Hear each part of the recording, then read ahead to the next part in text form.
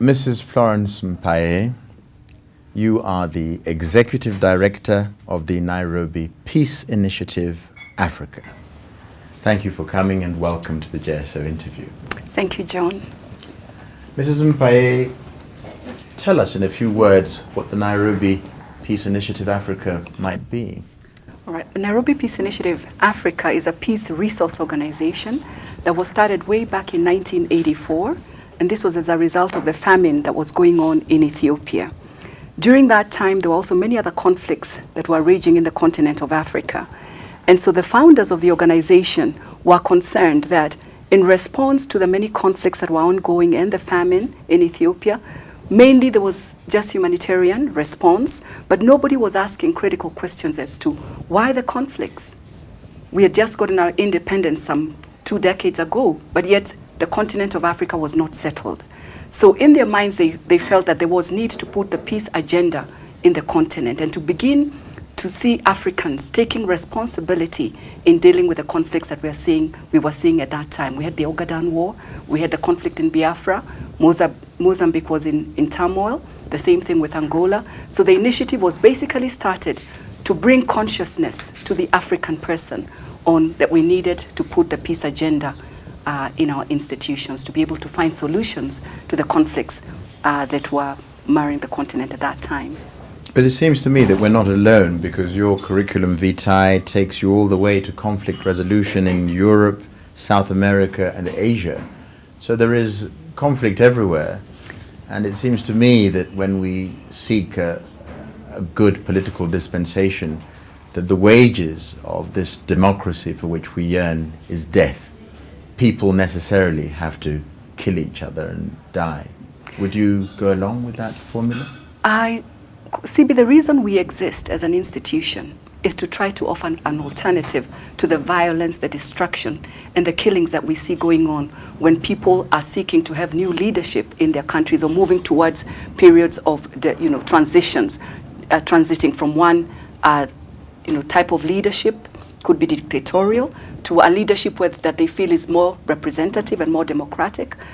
And more often than not, we have seen that across the globe, when people are disgruntled with the regimes, that it becomes easier to go to have guerrilla movements, for instance, to change the regimes in a violent manner. But what we are saying is we can move away from violence. People need not die. Like what we've been witnessing here in Kenya in the Tana Delta, for instance. People need not die senseless deaths.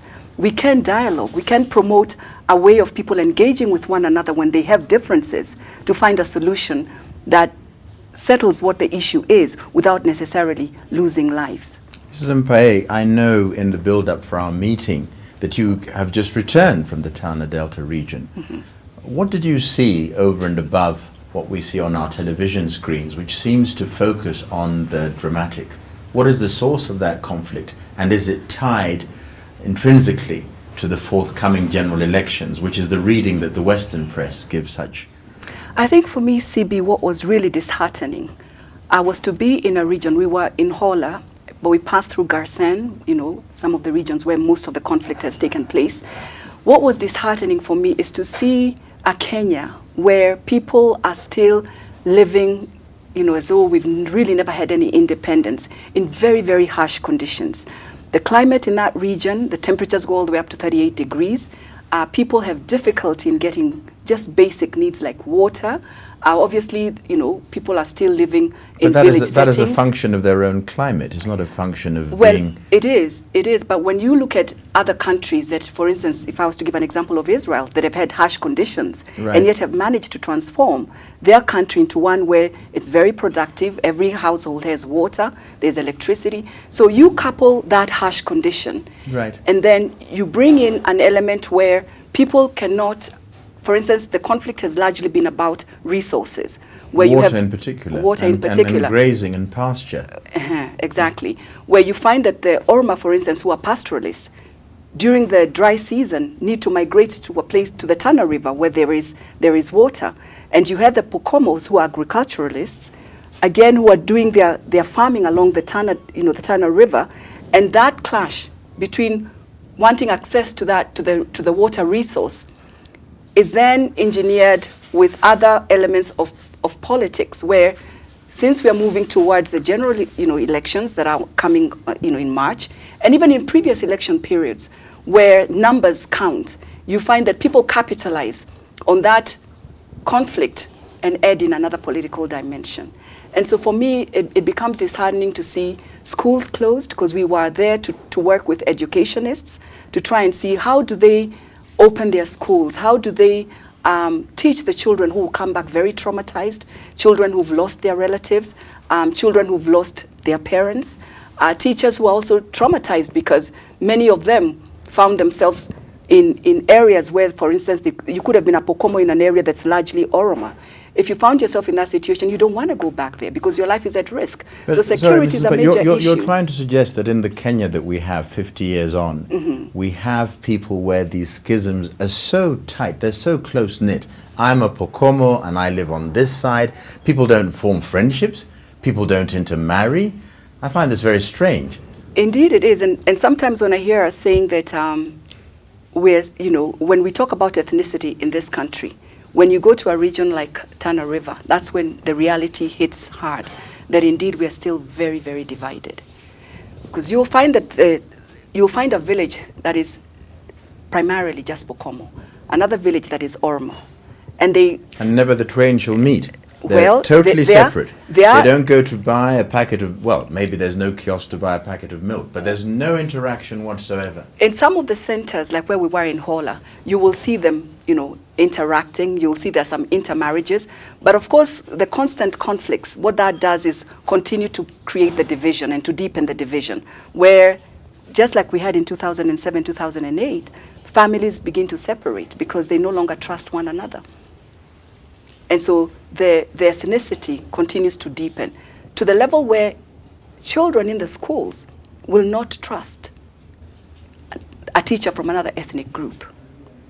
And for me, that is the saddest, that here you have young populations of Pokomos and Oromos who are growing in that environment where there is hatred for the other. So may I ask, what do you do about it? What is your agenda? What is your brief? Yes, so for us... And why hasn't it succeeded in all these years when you've been in existence? Shouldn't we be seeing the fruits of 20-odd years of labor towards resolving these issues? Peace building is not an easy task, John, if I may tell you that. Because what you're trying to do is to transform people's thinking. Transform them to know that despite the fact that we come from different identity groups, worship differently, that the basic point is that although we are different, our differences need not be used against ourselves. But Mrs. Mpayaayei, I'm asking, how do you do this in a situation where A and B will not sit together at the same table, will not meet to chat? How do you bring them together? I've decided that in all my living days, I'm never going to talk to you and your kind. And the peace builder turns up and says, I'm here to build peace. By doing what? We encourage dialogue, right? We encourage dialogue where we begin to see what are our commonalities. Because despite the fact that you might not want to sit with me, CB, we have some common identities, all right? And we begin by trying to help people understand that our commonality, you feel pain the same way I feel pain. So you're talking to us separately, or you're talking to us together? You've managed somehow, depending on how the situation is, you've managed somehow to get a forum where we're exchanging ideas and discovering commonalities. We can either do it collectively, depending on how people are perceiving one another at that given time. If the tensions are very high, you prefer to meet people separately, right? Where then you begin to see what are our commonalities. If a Pokomo child is killed, the mother of that Pokomo child and the father will feel the same pain as an Oromo father and mother will feel. If you don't have water, that thirst that you need to quench is experienced irrespective of which identity group you come from. The fact that you need an education is something that is shared. The fact that you need basic health services is something that we share in common. So because we have a lot of commonality, how do we begin to ensure that this resource that we're fighting over, that we can come together and see, can we develop a way of sharing this resource that is scarce to the point where we can begin then to approach our government to to see how can they enlarge these resources for us as a people. May I ask about the mechanics of these recurrences? Because if I, in my mind's eye, from what you're describing, let's assume that there was great friction between the Kikuyu and the Kalenjin to give them labels in 2007, 2008. There's been a 5-year period. We've had displaced persons. So we know that there is a friction between these times. And you say peace building is a slow process. As we head to new elections on March the 4th, shouldn't the given be that things have improved because initiatives such as yours have brought people closer together? So in other words, there should be no fear of clashes this time round because you've done such a marvelous job of stemming such. Do you understand what I'm saying? Yes, I hear what you're saying, yeah, CB. there's been time enough. Yes, to improve things. Exactly, I hear what you're saying, and I do appreciate the fact that since the 2002, 2008 chaos that we had, that the government has extended its docket in terms of peace building. We now have the National Cohesion and Integration Commission. We've got the National Steering Committee on Conflict Management, and that for me says that peace building is not just for a particular group of people, just for CSOs or a particular actor. Peace building involves every citizen. So the religious leaders, the religious actors, they have a role to play.